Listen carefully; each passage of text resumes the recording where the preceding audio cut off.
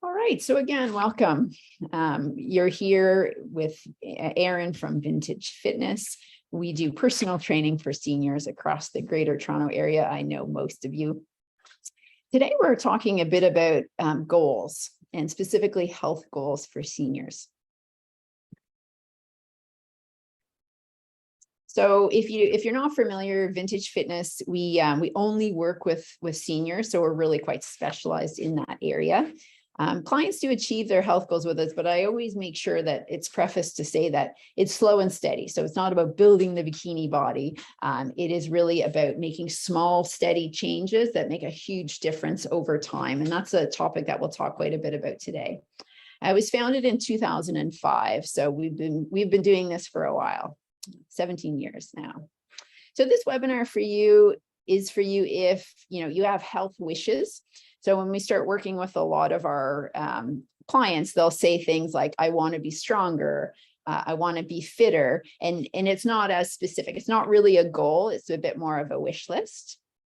If you feel like your health conditions mean that you can't set health and fitness goals, you think, you know what, I have too much else I'm managing. I can't set goals. Or, if you're just interested in learning more about creating and sustaining new healthy habits. So, the goals catch up with us whether we set them or not. So this is one that I thought was a little bit funny. Like I resolved to drive past the gym at least twice a week as I eat my donuts, right? So I think important to think through, what your goals are so that they don't catch up with you. So client health goals are, they're very personalized and they do change. So I've pulled a couple of health goals from clients, and this client started with a bit more of a wish list. So he said, I want a reasonable level of flexibility. I'd like to exercise all muscle groups. And then once we started working with him, we got a little bit more specific, but really still quite personalized to him. So improving balance, leg strength and flexibility, improving arm strength, and in 3 months. So he's got that a specific time frame in there. And then he was a curler. So you want to continue to be able to curl. So again, making it something really specific for you that's important to you. And I'll mention we have Dave is one of our personal trainers, and he's a really expert in this area. So Dave, if you have things to add as we go, please just unmute and add in. Love to hear from you. And Sid is with us as well. This is another example of how we track goals of a client. So this would be this person, he was worried about his posture. So he's worried about the fact that he was bent over a lot of the time. And then his second big goal was to ease lower or mid back pain. We also ask for emotional goals from our clients. So this could be something that is important to you and you alone. So it's something that is quite inspirational for you. So in this case, he wanted to travel with his daughter. So we would break that goal down. Okay, where are you traveling? What physically, how long are you going to walk when you're there? What surfaces are you going to travel on? So we make it a little bit more specific. But when you're setting your own goals, it's important to think not only, I want to be able to get out of a chair easier. I want to be able to, put my peanut butter up in the high shelf. But something that feels closer to your soul, something that's it's actually really important to you. I worked with a client once and she really wanted to be able to paint her own toenails, which it was important to her. For me, that was hamstrings flexibility. But anytime we talked about it, it was always, this is getting you closer to painting your own toenails. So as always, use the chat if you have questions, or unmute if you have questions. It's casual, and I'm keen to hear your thoughts. So there's lots of different metrics, and these are some of the metrics that we use to help track progress against goals. And it's really important to have a bunch of different metrics. I would argue that the number on the scale is not the best metric to be using. You can go up and down quite a bit on that. You might be looking for a downward trajectory, but I wouldn't have that as the sole metric of your fitness. It's not a great idea. So we look at things like postural. We do a postural assessment. We look at range of motion in your joints, your strength, functional assessment, and cardiovascular assessment. So how that looks This, I won't get into the details too much, but this is an example of a client where the shoulders, there was an issue on the left side with the shoulder and the client's hips. One of them was slightly shifted forward. So we knew specifically what we had to do to strengthen and make sure that this client's posture was improved. Okay, so Barbara, functional assessment. You know what? I'm going to get into that. I'm going to show you a few examples in a minute. Thank you for the question. I'm not going to get into the specifics other than this is an example of a range of motion. So shoulder abduction really is just how well the shoulder's moving, how well it's rotating in different planes, and how well the torso's moving. So it's just to say that assessments can be quite detailed. This is strength. So we'd be looking at a plank test, both how you're doing in terms of form and how you're doing in terms of time. And then sit to stand. So this is looking at leg strength. So how many times can you just go into a chair and out of a chair in 30 seconds? And again, what's the form like? And then we look at, some specifics. So in this case, excellent form, got tired after 19 reps, had some pain in the hip. So what does that mean? How does that change the type of training that we're going to do? So welcome if you're just joining us. We're just getting a few new people coming in. Nice to see you. So this is answering the question about what functional assessment is. So this would be one example of functional assessment would be stand up and go. So this would be you go from a chair, you stand, you walk a bit, you go around a pylon or an obstacle and you sit back down. So it's actually an agility test and it links to risk of fall. So that's one of the functional tests we do. The other one is a balance test. So one of the tests in balance would be lifting up. Can you lift up 1 foot?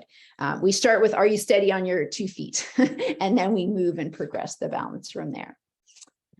Other examples of functional tests is the pickup test. So this is something that's pretty valuable especially if you live on your own. So this particular test, this particular client picked up a phone from the floor with minimal effort, didn't need assistance, had good form so that they were not hinging. They were hinging properly. They weren't using their back, but they were using their legs. But there was the trainer had some suggestions here about strengthening the core to make sure that this pickup test continued to be good. So it's not a bad test to do on your own. When you drop something, how easy it is it for you to pick it up from the floor?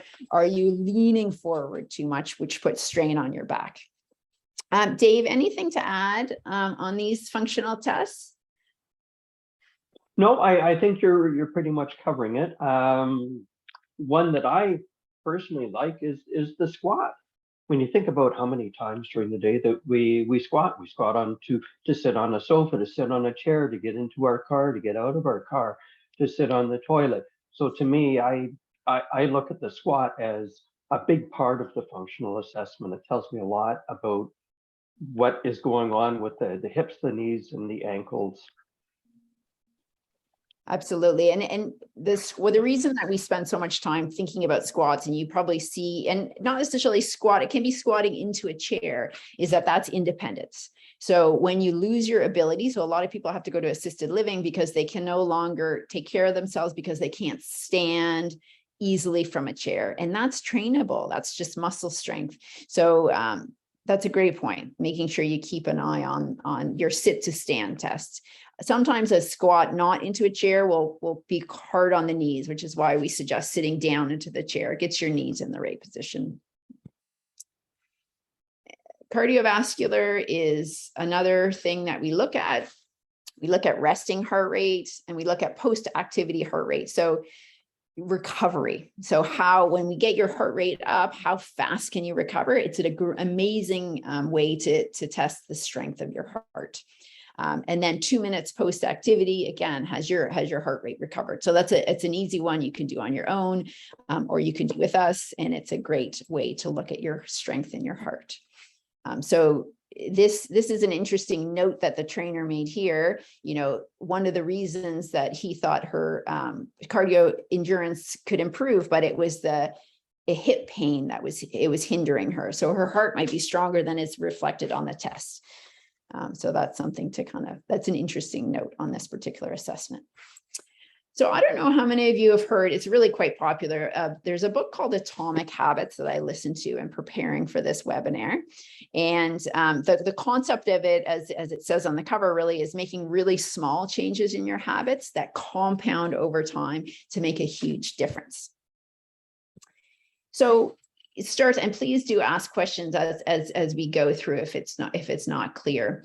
But the author has a looking at behavior change with a few different layers. So I think we focus a lot on outcomes, which is, we could also substitute that for goals. So if you look at strength as an example, I want to be stronger in my legs could be an outcome. And if we focus a lot on that, I want to lose weight, I want to stop smoking, I want, whatever the outcome is.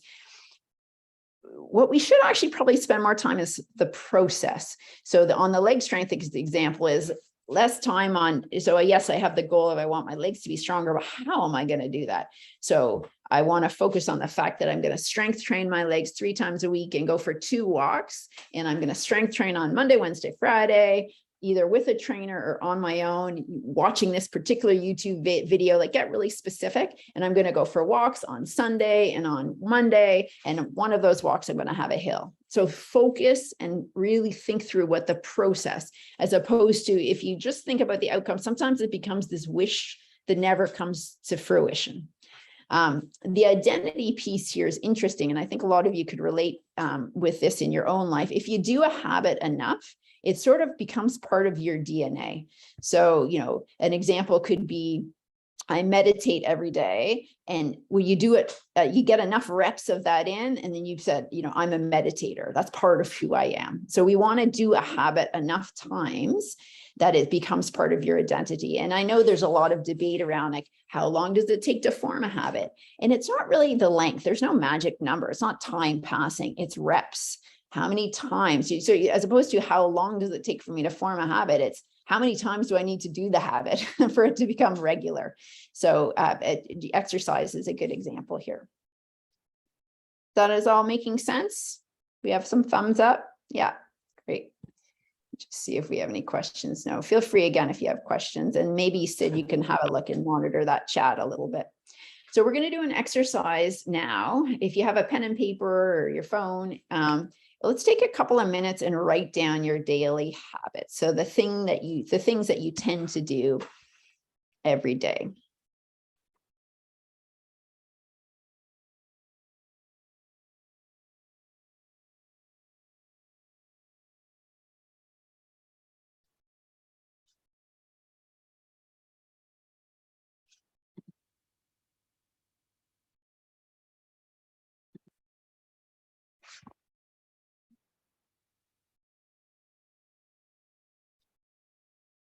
It's funny when we do this, we realize how routined our days are.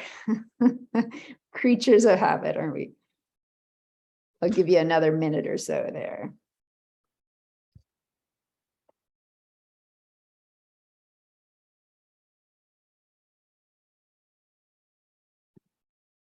While we're waiting, I just wanted to build on Aaron's last point about doing something enough that becomes part of your DNA. And with that, you think about every time you successfully do something, that itself is motivating. And it's also a vote for the change of the person you want to become.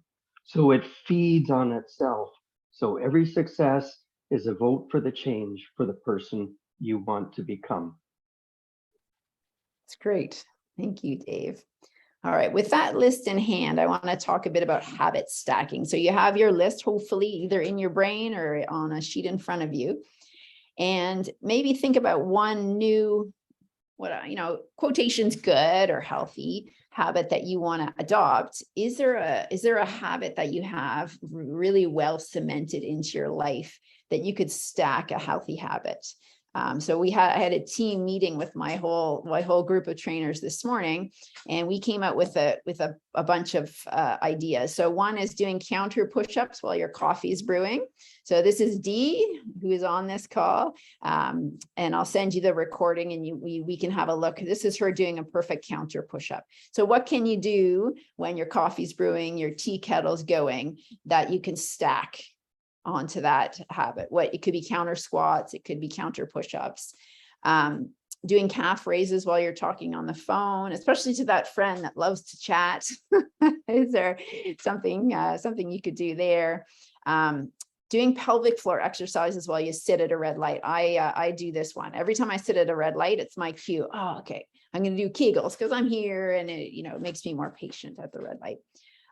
Dee does this one. Dee, do you want to talk about your teeth brushing and balance? Oh, she's frozen. Oh, Dee, can you tell us about your balancing on one leg when you brush your teeth? Oh, you're muted. Dee, you're muted. You're muted. So sorry.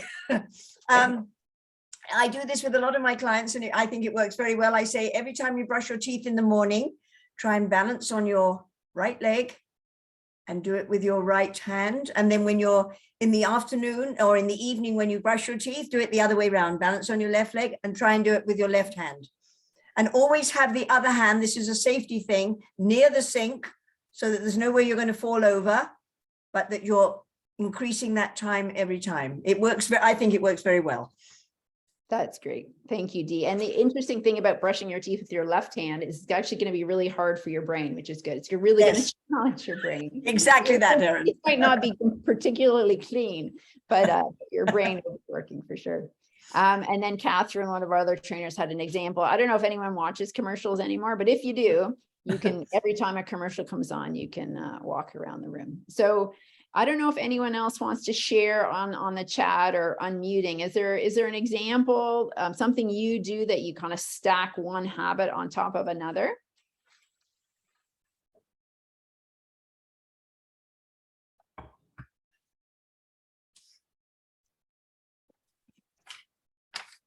Nope. All right. Feel free to add it if you have another example in the chat, because it's always good to have other people's examples because we can draw on them for sure. Hi, my name is. Oh, there's Dee. Okay, so again, from that Atomic Habits book, this is one of the slides called the habit loop, and it's worth kind of breaking down. So he starts with you have a craving. So in this particular example, the craving is to be alert when you, the cue, which is to wake up. You wake up. And the craving is, I want to be alert when I wake up. So I think, okay, I'm going to drink coffee. And the reward there is to feel alert. The reason that this is important is realizing that you don't have to go right from, okay, when I wake up to feel alert, I need coffee. You want to recognize that there's other ways to do that in this particular example. So you can have different cues that link to different cravings, and you can maybe turn a bad habit into a better one. So an example could be the cue is I wake up, the craving is I want to be alert, and the response is I'm going to do some deep breathing for 10 minutes. And the reward is I feel alert. So your response can be different. You have the same cue and the same craving in this particular example, but maybe it's not always coffee. And Dave, do you want to talk through the example of coffee and cortisol? Because I was interested this morning what you were saying about cortisol levels and when you wake up. Okay, sure. As you're finishing off your sleep, your body is already working hard. And one of the things that it's doing is it releases a stress hormone called cortisol. And that is actually starting to increase quite a bit as you wake up. And it peaks after you've been awake for about 90 minutes or so. So as the cortisol, which helps you feel alert, is peaking and then on its way down, that's probably a good time to have your first cup of coffee of the morning. So as Erin says, there's many other ways of helping yourself to be alert, but it's just a matter of changing how you respond to the cue and the craving. So gentle movement is another way of doing it. And by the way, those people who need coffee as soon as they wake up, I'd say to them, my personal advice from being a trainer for many years is go to bed 15 minutes earlier. because you're not getting enough sleep. Mm. Well, and I think a coffee headache can wake you up too. You know, you're used It to can, having coffee. and that's a craving as well. Yeah, Yeah. not Anyway, a good one. yeah. Although I don't know if I can replace my morning tea, but anyway, we'll see how we go. Okay. Tips for successful habit change. So, one is, and then some of these are kind of intuitive. One is making good habits easy and bad habits hard. Missing an S there. So it could be an example of having running shoes ready by the door. You're kind of ready, and taking batteries out of the TV remote control so that if you want to watch a show, it's a bit of a pain. Like, oh, I got to find the batteries. I got to put the batteries in. So is there things in your life that's your nemesis where you kind of, you go towards it and you want to make it just a little bit less convenient? You want to try to make any new habits that you have really attractive. So is there a new pair of shoes that you love that you think, oh, I can't wait. Like, I just love these new shoes. They're so comfortable. Is there a friend that you adore that you think, I'm actually going to book to walk with this friend because it just makes it so fun and I get to connect with them? Is there a reward that you can give yourself for doing your new habit with your favorite activity? So once I go for my walk, I'm going to, do it is, whatever activity that you love to do. I'm going to sit and have a cup of tea. I'm going to read that book I'm really into, etc. Right. You want to really make small changes. So the mistake, and it's human nature, all of us make, is that we have some enthusiasm and we're going to change our habits, and we go all out for the first couple of weeks because there's a lot of energy around a change, and then it just drops off because it's hard work and it hasn't quite fit into your new habits, and it doesn't quite work out. Do something really small. Start really small. So maybe when you're going to try to walk more, maybe the first thing you do is you're going to buy a new pair of running shoes. Okay, that's my thing for this week. I bought my running shoes. Okay, next week I'm going to have the running shoes ready. I'm going to tie them up and I'm going to walk around the house a little bit to wear them in. Great. And then so just start really small. Think about, I'm going to do 1%. And then that 1% compounds, and it just makes incredible differences over time. You just anchored that habit into your life in a way that is manageable for you. It's not overwhelming that you're going to quit after a week. So just something really small. And then don't rely on willpower. So willpower will not take you through the long-term habit change, just won't. You have to remember what the big reason is behind your doing this. Remember the goals were that one of our clients really wanted to travel with his daughter. That was his big why. You want to structure the environment to support you. So have a look at how your place is set up, how your habits are set up. Is the environment supporting you? If you look at the room, is the easiest thing to sit down and read a book? Is it sit down and watch TV? Could you structure it? Could you close over the TV when you're not using it? Could you unplug it? Just things to make it so that your environment is supporting the healthy habits that you want. But, the question is, and I want to be really kind of genuine and real about this, is, the reality for a lot of our clients, and I'm going to get Frankie here as part of this, is that, you're dealing with a lot of health challenges. You could be dealing with grief.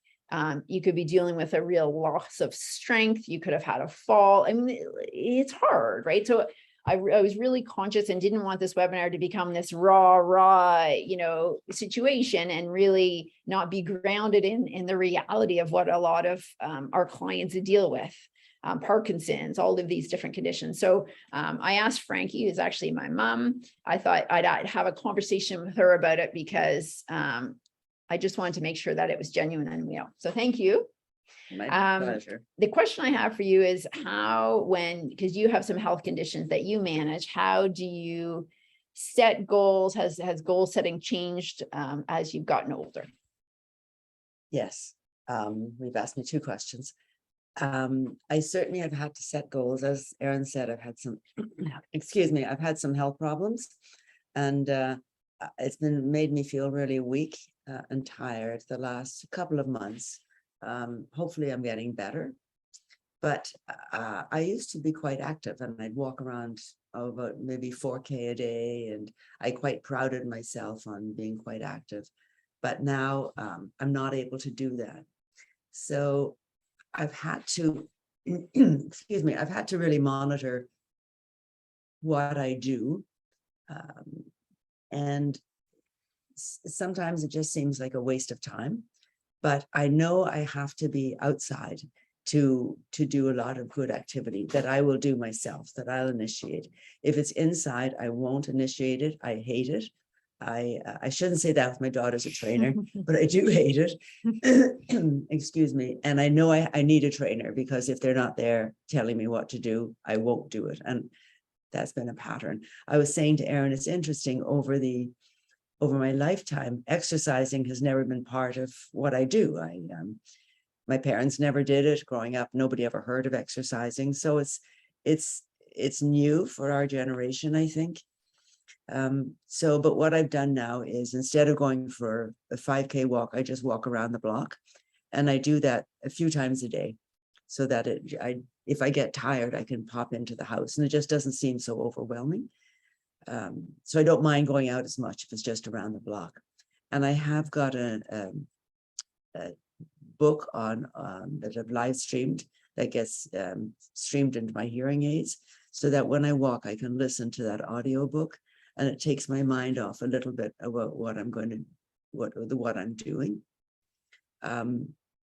What else did you want to know? No, I mean, I think those are the examples that you're bringing out are great, because it's doing something you love, which is listening to the audiobook, and stacking that with something maybe you don't like as much, which is walking. And I think the example of knowing that if it's inside, you need guidance, so you need a trainer. So just knowing, okay, I won't do it. And we talk to clients all the time that say, if you're not here, I wouldn't do this. But you know that just getting outside, if you get yourself outside, it's so important for your mental health. And even if you walk around the block, so being a little bit easy on yourself. So maybe you used to walk 5K and you can't now, fine. You can walk around the block. You're still getting outside. You're still moving. So I think those are great examples. Thank you. You're welcome. Okay, so any questions that people have about habits or I just want to remind you about, for Barbara, functional assessment. We were going to discuss that. Yeah, so when I gave a few examples of functional assessment, did that make sense, Barbara, or were there other questions around that you had?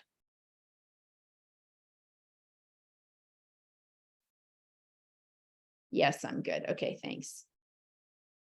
Any other questions or examples of maybe habit stacks that people have used?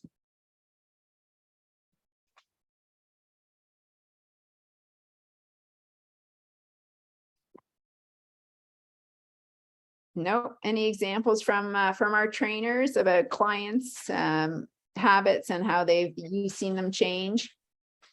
I have a story about myself, and I'm certainly a senior. So I've stopped working out as much as I used to during COVID, but I volunteered to work a food bank while COVID was on. And the involvement involves a lot of exercise in terms of moving products, boxing products, taking them to clients at the area where we meet at the YMCA at Bayview and Shepherd. And without realizing it, just being helpful to these people, and many from newcomers to Canada, it's really getting a workout that I hadn't even thought about, and I'm not even looking at, and it automatically gives me a full day of working out without even thinking about it, and making a difference for somebody. Amazing. Dee. I'm loving what you're saying. I'm actually taking notes. One of the things I think is that that you've mentioned is it's got to be something they want to do. So one of my craziest examples of a client, one of her goals was that she wanted to be able to get something out of a top cupboard that she couldn't reach, because she didn't have the strength to stand on the little step to allow her to get higher. And we kept working on just up and down on the same step and chair sits and all those things. And one day she came into the gym and she said, with a big smile, she said, Dee, I did it. Well, this was about 3 or 4 months later. So I said, Bess, what did you do? So she said, I got that, whatever it was, out of the cupboard. And all of a sudden it flashed back to me. And so I said, oh, Bess, that's amazing. She said, I got on the step all by myself. And then there was a pause and she said, Dee, it wasn't very elegant, but my God, I did it. And it's the joy that they get out of doing it. And I've had many clients, and Dave, I'm sure you're the same, who have said, you know, Dee, you're more excited with my achievement than I am. And maybe it's true, but damn it, they do it. That's a great example. And Hillary in the chat was talking about gardening being useful as well. Gardening is if you love gardening, it is a good example because it actually it has a lot of complex movement patterns in it. You need strength in your legs. You need a strong core because there's a lot of rotating in gardening. You need mobility in your shoulders because you're scooping. So yeah, gardening is a great example. If you love gardening, that activity can be broken out into lots of different strength areas, and it's a great goal to have. So a question from Linda: where do goals fit into the process of working out? So for example, if my goal is to travel with my friend, should I think about this every morning? Should I book a trip? Well, I always tell people they should book a trip. You know, so I guess it depends on what the trip is and how far you are away from it, and thinking realistically. So if it's to walk the Camino, and right now you can only walk around the block, hold off on booking it. But if it's like a trip that you just have a few bits of homework to do before you can do it, then book it. It becomes a great goal.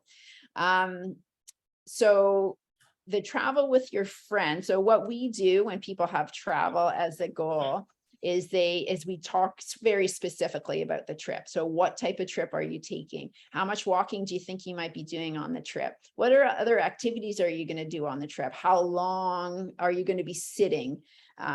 How long are the flights in terms of the circulation? What sort of strength are you going to need? Are you traveling on your own? Are you putting overhead luggage in the overhead bin? Some people are getting onto boats, like not cruise ships, but boats where you're having to climb in. So what mobility in the hip do you need to do that? So I would think quite specifically, if you know the trip you're wanting to take. Uneven surfaces is another big one, especially in Europe. We do a lot of work with someone who wants to go and visit their son in India or Italy, and it's on cobblestone streets. So just thinking through, what do I need to do to hit that? And then where is my body failing me now? So I'd plan it out a little bit, Linda, but yes, I would think of it every day because that's what's motivating and important. Yeah, and then I would work those things into your workout. If putting your carry-on luggage up in the bin overhead is a problem, then you're going to be doing exercises that will promote that. If carrying your carry-on luggage is an issue, then that's the sort of thing that we're going to work on. If just generally walking distances, 200, 400 meters, a kilometer is an issue, then we're going to be looking at changing the workout to boost that ability so that you can walk those distances. So you started to answer, you've got a wish there about traveling.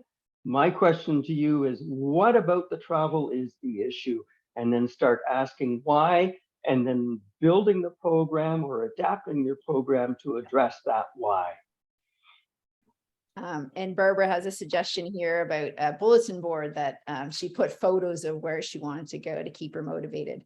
Another question that's come up in the chat is what if I'm on a fixed income? So I can't afford to have, trainers to come in and do the work. What suggestions do we have to pull together a fitness program?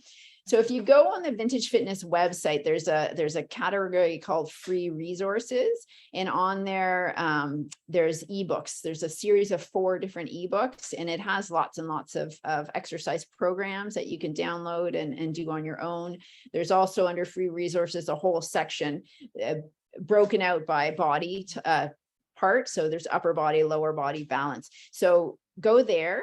If you know, if you're on a fixed income and you're not able to work with a trainer. If you are interested in working with a trainer, reach out to me. I'll send an email after. We have lots of different programs. We have some trial programs that we can come in and do assessment in a couple of sessions for you to try it out and see.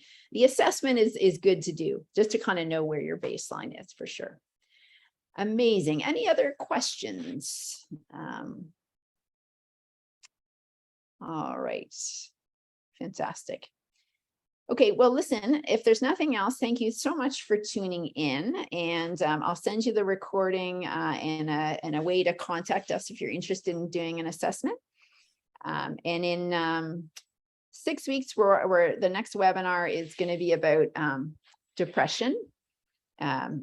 So I hate to be too happy about that one, but I think it's going to have it's a counselor that specializes in depression and anxiety that we're going to have. So thank you for all the thank yous, and have a fantastic